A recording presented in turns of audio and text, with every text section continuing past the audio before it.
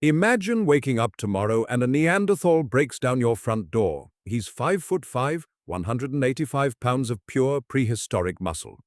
No fat, no weakness, just bone, rage, and survival instinct forged over 400,000 years of Ice Age brutality. He's never been to a gym, but he doesn't need to be. His grip could crush your hand like a paper cup. His bones are 30% denser than yours, and he has zero hesitation. The question is simple. Could you survive? Today, we are settling this once and for all. Caveman versus modern human, round by round, stat by stat. And the answer, might genuinely terrify you. Before we throw punches, let's talk about who we are actually fighting. Most people picture a hunched, dim-witted caveman dragging a club.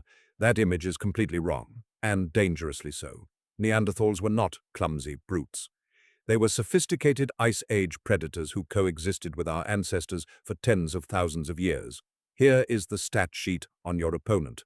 Height, 5'5" for males, shorter than the average modern man. Weight, 170 to 185 pounds of almost pure lean muscle. Bone density, 30% denser than modern humans. These are bones that do not break. Muscle mass. Biceps, estimated to be 25% larger than today's average man. Grip strength, potentially twice the crushing force of the strongest modern humans alive today. And brain size, actually larger than yours on average. This is not some knuckle-dragging beast. This is a battle-hardened apex predator who spent his entire life wrestling prey, surviving blizzards, and fighting rivals to the death every single day. Now let's go body part by body part. Starting with the arms, Neanderthal arm bones show extreme stress fractures from powerful repetitive force, the kind caused by hurling heavy spears into mammoths and wrestling prey at close range. Science says their upper body strength was at least twice that of a modern athletic male. Not twice a couch potato. Twice a trained athlete. Now the hands. Their fingers were shorter and thicker, with massive hand muscles built for one thing: an absolutely crushing grip. If a Neanderthal grabbed your wrist in a fight, it was over, full stop. Now the skull. Their skull was thick, low, and wide. Basically a natural helmet. A punch that would knock a modern human unconscious might barely faze them. Their brow ridges alone acted like a reinforced bumper above the eyes, and the core and legs, barrel-shaped ribcage, wide hips, thick thighs, built for power, not speed. Think of a professional strongman. Now imagine that is just the average body type for their entire species. The verdict so far? In raw physical power, it is not even close. The Neanderthal wins every single category. But wait, we are still here. They are not. So, what do we have? Number 1, endurance. Modern humans are arguably the greatest endurance runners on Earth. We evolved to chase prey for miles until it collapsed from exhaustion. A Neanderthal's powerful, heavy body burned through energy at a frightening rate. In a long fight, we can outlast them. Number 2, throwing accuracy. Our shoulder anatomy is uniquely designed for high-speed, accurate throwing. Homo sapiens could launch a spear from 60 or more feet away. Neanderthals fought up close, face to face, because their bodies were not optimized for long-range throwing. You keep your distance, you keep your life. Number 3, brain power. Modern humans have a more developed prefrontal cortex. That is the part of the brain responsible for strategy, deception, and planning ahead. In a straight brawl, this means feinting, setting traps, luring your opponent, and using the terrain to your advantage. The Neanderthal fights with raw instinct. You fight with a plan. Number 4, teamwork. Modern humans are the most cooperative species ever to exist. We build networks, communicate complex ideas,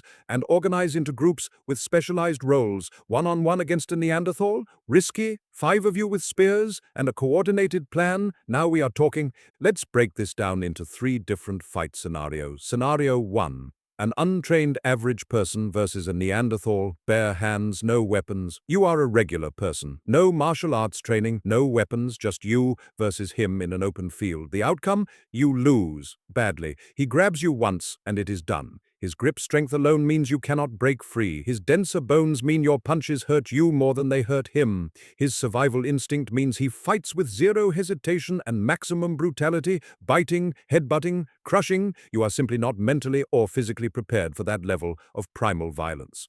Scenario 2. A trained MMA fighter versus a Neanderthal, bare hands. Now we upgrade. You are a trained fighter. You have footwork, timing, submission skills, and elite cardio. The outcome? It is a toss-up, But it still leans Neanderthal. A skilled fighter could absolutely use speed and strategy to land effective strikes and avoid the grapple. But if the Neanderthal closes the distance even once, the power differential is catastrophic. Even John Jones-level athletes would be in serious danger the moment that grip locks in. Scenario 3. A modern human with tools versus a Neanderthal. Now you have what evolution actually gave you. A spear, a bow and arrow, rocks, a plan. The outcome? Modern human wins. And this is exactly how it happened in real history. We did not beat Neanderthals in a fist fight. We outsmarted them. We used ranged weapons, coordinated hunts, and superior communication. Nature already ran this experiment, and we won by not fighting fair. Now let's look at what the science actually says. New research confirms that Neanderthal muscle structure was fundamentally different from ours at a genetic level. It was not just their lifestyle that made them powerful, it was literally coded into their DNA to produce denser, more powerful muscle tissue. Studies on their bones show their forearm bones would actually bend slightly under the force of their own muscle contractions. Think about that for a second. The force their own muscles generated was so extreme that their bones flexed like wood under stress. Meanwhile, modern humans traded that raw strength for something more powerful in the long run: metabolic efficiency and cognitive flexibility. We became smarter, leaner, and deadlier at a distance. Evolution was not making us weaker, it was making us different, and that difference changed everything. So who wins? Let us break it down clean. Raw strength, Neanderthal, and it is not close. Bone density, Neanderthal, 30% denser. Grip strength, Neanderthal, twice as powerful. Endurance, modern human. Throwing accuracy, modern human. Strategy and deception, modern human. Teamwork, modern human. Bare knuckle, one-on-one, no tools, Neanderthal wins. Armed tactical fight with a team, modern human wins. Every time, barehanded, one-on-one, no tools, you are losing. Most people are losing. Even elite athletes are in serious danger. But give a modern human tools, distance, and a team, evolution already answered this question. And you are the living proof that the answer works. Here is the wild part, though. You are not as separate from that Neanderthal as you think. If you are of European or Asian descent, between 1 and 4% of your DNA is Neanderthal right now. That strength, that bone density, that survival instinct, it is still somewhere inside you. So maybe the real answer to who wins is simple. Look in the mirror. You are the result of both, the brains of Homo sapiens, and just a little bit of that ancient, unbreakable Neanderthal fire still burning in your genes. If you made it to the end of this video, smash that like button and subscribe, because we have a lot more prehistoric battles, ancient mysteries, and mind-blowing science coming your way. And drop a comment below. Do you think you could take a Neanderthal? I want to see the debate. See you in the next one.